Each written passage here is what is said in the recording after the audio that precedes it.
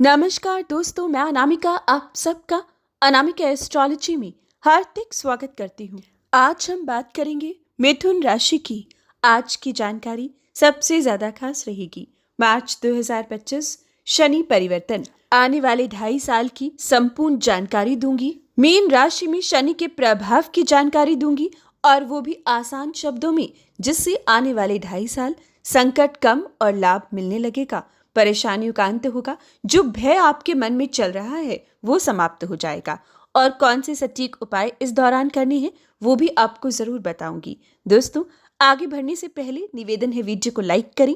कुंडली विश्लेषण के लिए वीडियो की स्टार्टिंग में दिए गए व्हाट्सएप नंबर पर टेक्स्ट कर अपॉइंटमेंट फिक्स करें। प्रॉब्लम्स को झेलिए नहीं, उसका सरल और सटीक समाधान कुंडली अनुसार जानें। आइए बात करते हैं शनि के महापरिवर्तन की। हर 2.5 साल बाद शनि अपनी राशि बदलते हैं। आखिरी बार 17 जनवरी 2023 शनि महाराज ने अपनी राशि बदली थी और कुंभ राशि में आए थे। अब 2.5 साल समाप्त हुए और 2.5 साल बाद 29 मार्च 2025 को शनि दोबारा से अपनी राशि बदलेंगे और अब कुंभ से मीन राशि में प्रवेश करेंगे। मीन राशि में शनि का आना आने वाले 2.5 साल का प्रभाव प्रत्येक राशि पर अलग अलग तरीके से डालेगा। आपकी राशि पर इसका क्या प्रभाव होगा, आज हम वही जानेंगे।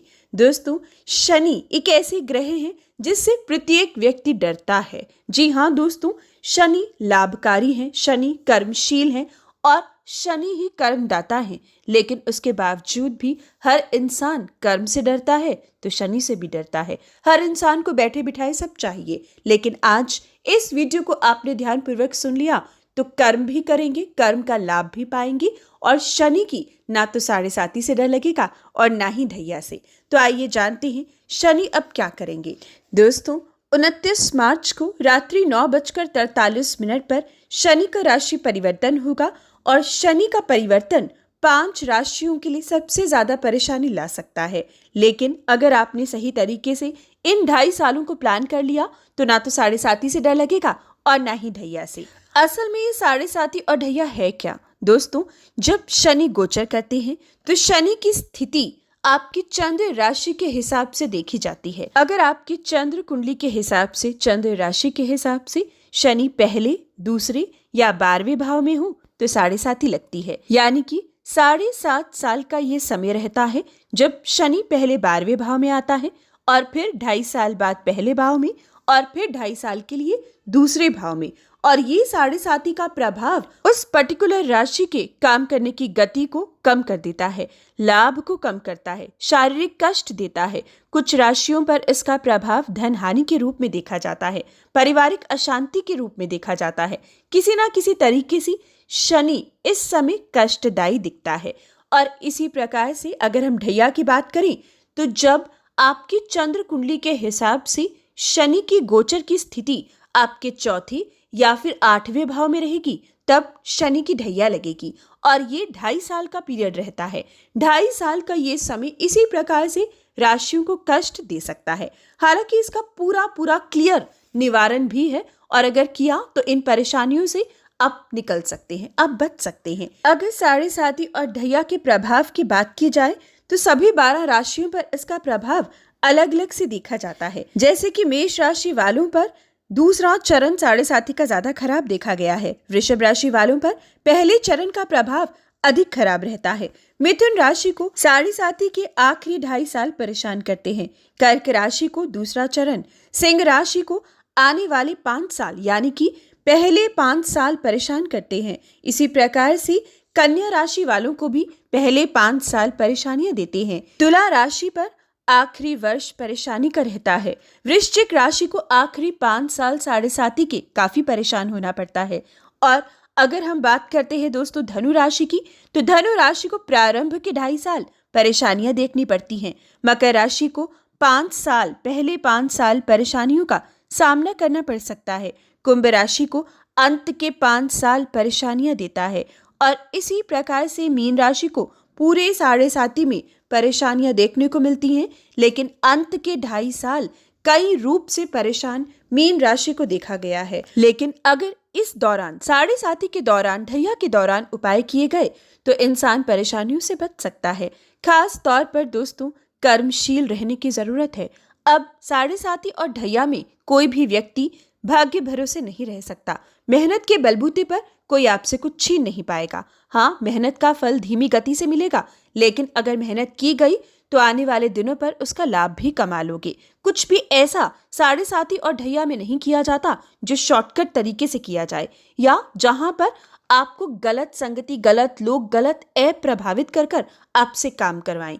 साथ ही दोस्तों अगर शनि की साढ़े साथी में खास तौर पर कोढ़ियों की मदद की जाए, मजदूरों की मदद की जाए तो साढ़े साथी और ढैया कमजोर पड़ने लगती है। वहीं 23,000 की संख्या में विधि पूर्वक शनि बीज मंत्र पढ़ना भी आपको इस संकट से, परेशानी से बचाता है। ओम प्राम प्रीम प्रोम सह शनिश्चराय नमः का जाप 23,000 की संख्या में जो व्यक्ति करता है उसको ना तो साढ़े साथी से डरने की जरूरत और ना ही ढैया से। इसी प्रकार से तुला दान, जो व्यक्ति साढ़े साथी या फिर ढैया से पहले या उस दौरान तुला दान करता है वह भी साढ़े साथी और ढैया के प्रकोप को कई हद तक कम कर सकता है। दोस्तों इसके लिए एक पूरी विधि है। अगर मैं आपको शॉर्ट में बताऊं तो आपको शनिचरी अमावस्या पर विशेषकर 11 से 12 बजे के बीच में गेहूं, काले चने, चावल, बाजरा, काली दाल, जौ, मूंग ये 7 अनाज अपने वजन के बराबर तोलकर दक्षिण ओर की ओर मुंह कर साथ में सरसों का तेल अपने साथ रखकर तुला दान करना है शनि के डकोत को। इस सभी सामग्री को एक काले वस्त्र में बांधकर कुछ दक्षिणा के साथ आपको तुला दान करना है। याद रखिएगा आपके वेट के बराबर ये सभी 7 अनाज होने चाहिए और तेल अलग से।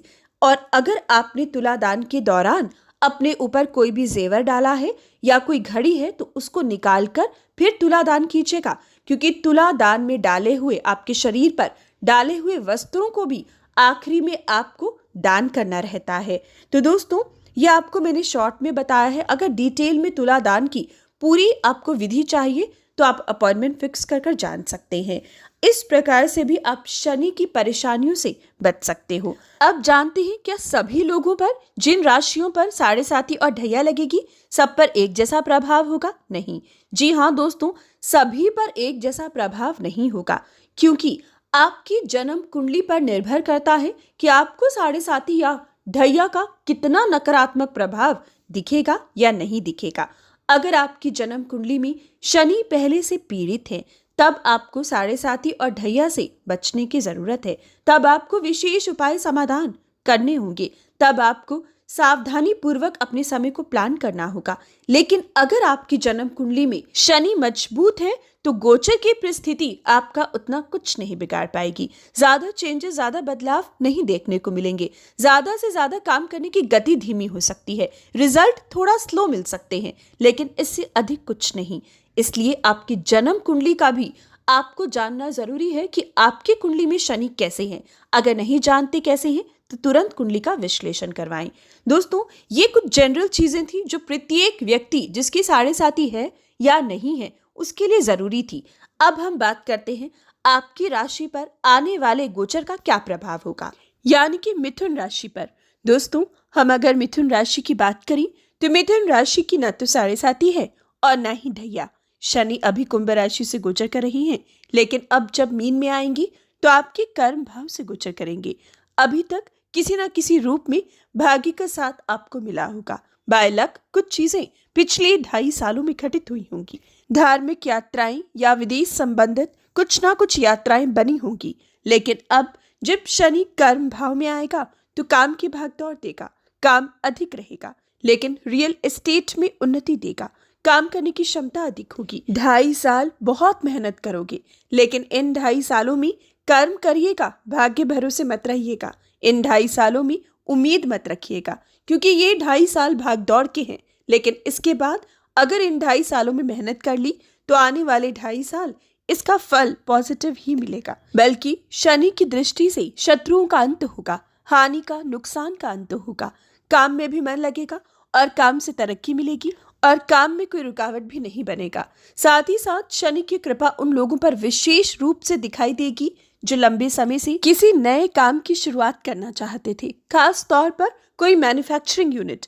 अगर आप किसी नए काम की शुरुआत करना चाहती थी तो इन 2.5 सालों में शनि की कृपा बरसेगी। 29 मार्च से नए काम कारोबार की शुरुआत होगी। शनि इस समय बड़े बुजुर्गों का साथ देगा, साथ ही उनके लिए समय विशेष होगा जो लोग पिता के व्यापार को संभाल रहे हैं। अब आपको अपने पूर्वजों के काम को आगे बढ़ाने का मौका भी प्राप्त होगा, यानी कि काम तरक्की को लेकर कोई दिक्कत नहीं, लेकिन कुछ चीजें हैं जिसका ख्याल रखना होगा। माँ की सेहत चिंता का विषय रहेगी। जन्मभूमि संबंधित कोई परेशानी इन 2.5 सालों में दिखाई देगी, यानी कि ये 2.5 साल आपको जन्मभूमि संबंधित कोई नुकसान हानि देखने को मिल सकती है। या फिर मैरिड लाइफ, शनि की दृष्टि सप्तम भाव पर रहेगी, जो दाम्पत्य जीवन के लिए अच्छी नहीं है, पार्टनरशिप के लिए अच्छी नहीं है। तो अगर व्यापार करना है तो सिंगल हैंडेड आपको संभालना होगा, और अगर शादीशुदा हो तो जीवन साथी की सेहत का या उनके साथ रिश्तों में आपको बहुत ध्यान रखना होगा। कुल मिलाकर 2 ही सावधानी है जो शनि परिवर्तन के लिए आपको देखनी है। बाकी हर तरीके से शनि आपके लिए अच्छा हितकारी साबित होगा। बात करें उपाय की, तो प्रत्येक दिन आपकी राशि को भगवान गणपति की आराधना करनी चाहिए। अगर आपके इष्ट प्रसन्न रहेंगे तो ज्यादा दिक्कतें नहीं आएगी। साथ ही शनि चालीसा शनिवार के दिन नियम से जरूर पढ़ें। और अगर शादी को लेकर कोई दिक्कत पहले से हो तो तुरंत अपनी कुंडली का विश्लेषण करवाएं, ताकि उपाय कुंडली अनुसार किए जा सके। तो ये थी विशेष जानकारी। हर अच्छी बुरी खबर के लिए जय श्री राम जरूर लिखिए, लाइक और शेयर करें। जय श्री राम।